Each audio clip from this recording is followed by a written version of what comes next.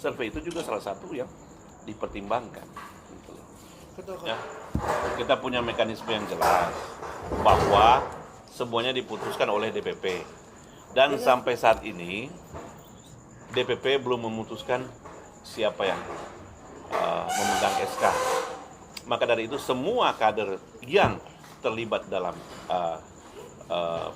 pencalonan ini yang mendaftar di DPW Partai Nasdem semua diharuskan untuk membangun image di mata masyarakat. Tapi kalau ada yang ada desas-desus bahwa si A sudah pegang SK, itu belum ada dari DPP. Karena DPP sudah punya mekanisme yang jelas dan punya mekanisme yang sudah ada, sudah baku di DPP dan di kita di Partai Nasdem. Untuk itu kita menunggu pengumuman resmi dari DPP. Karena kalau apapun yang diputuskan oleh DPP, kita semua tegak lurus. Yang dari bawah ke atas, baik dari DPRT, DPC, DPD, DPW, itu kita tegak lurus ke atas. Apapun yang diputuskan oleh DPP, kita semua mendukung, bukan hanya 100% tapi 1000%. Tapi untuk saat ini, semua masih dalam rangka sosialisasi. Ya.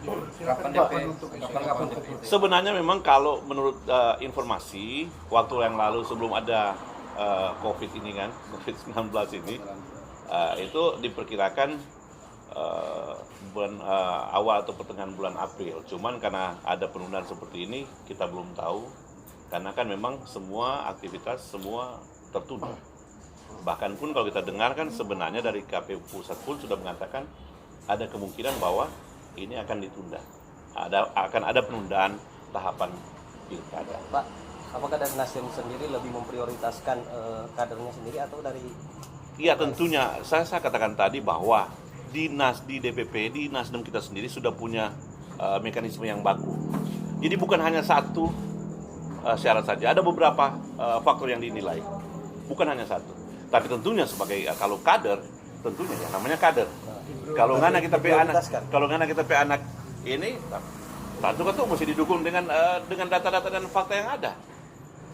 Tapi kalaupun misalnya fakta dan data itu tidak mendukung, ya tentunya tidak seperti itu. Cuman kalau kita, sama seperti saya katakan tadi bahwa di Nasdem itu sudah punya mekanisme yang baku.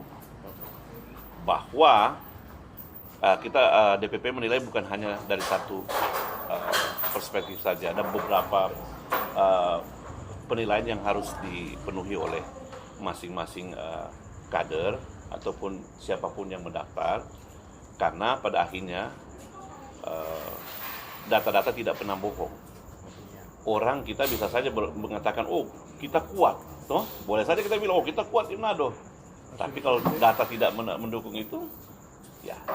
Hasil survei untuk Ya, kalau hasil survei kan kita sekarang kan kita lagi sementara proses, bukan hanya kan surveinya itu kan ada beberapa kali, bukan hanya survei individu, survei pasangan juga pasti dilakukan.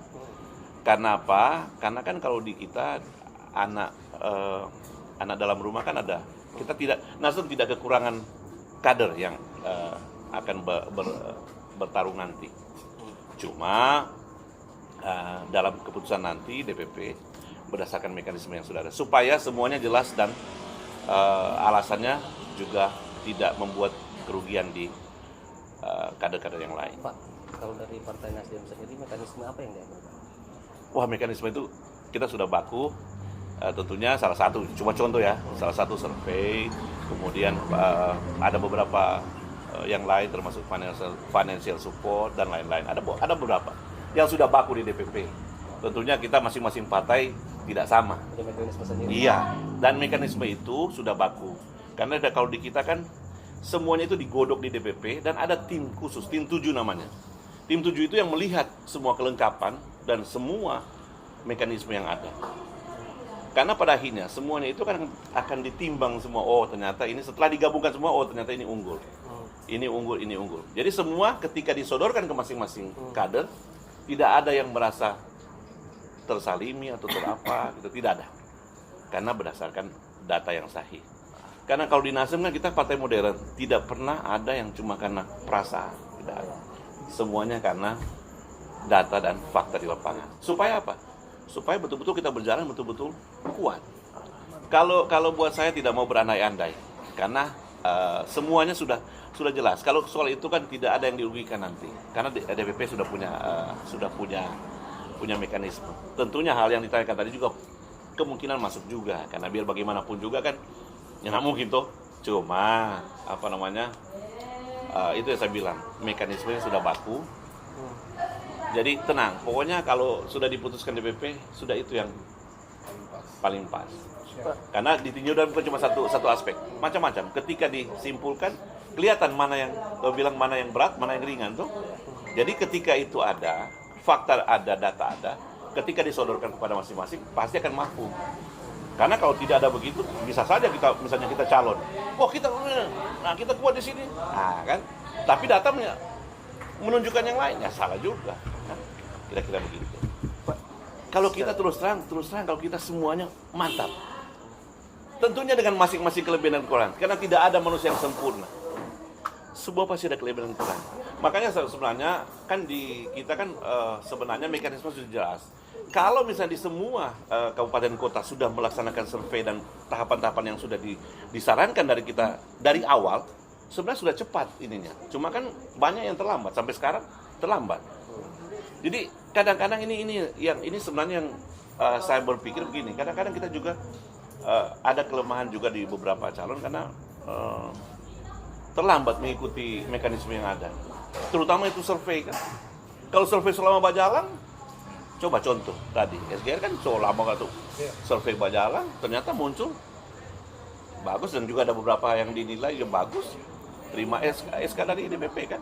Sama dengan ketua DPW Wali Kota Bitung. Ya karena bukan karena dia ketua DPW juga, tapi karena memang sudah dijalankan sejak dari awal. Sudah mengikuti tahapan. Dan tahapan ini sudah kita kan waktu penjaringan kita orang datang kita sudah ingatkan, langsung bikin survei. Langsung bergerak dan bikin survei. Karena survei itu bukan cuma salah satu yang paling dominan, tidak. Ada beberapa hal yang dinilai, cuman survei itu juga salah satu yang dipertimbangkan.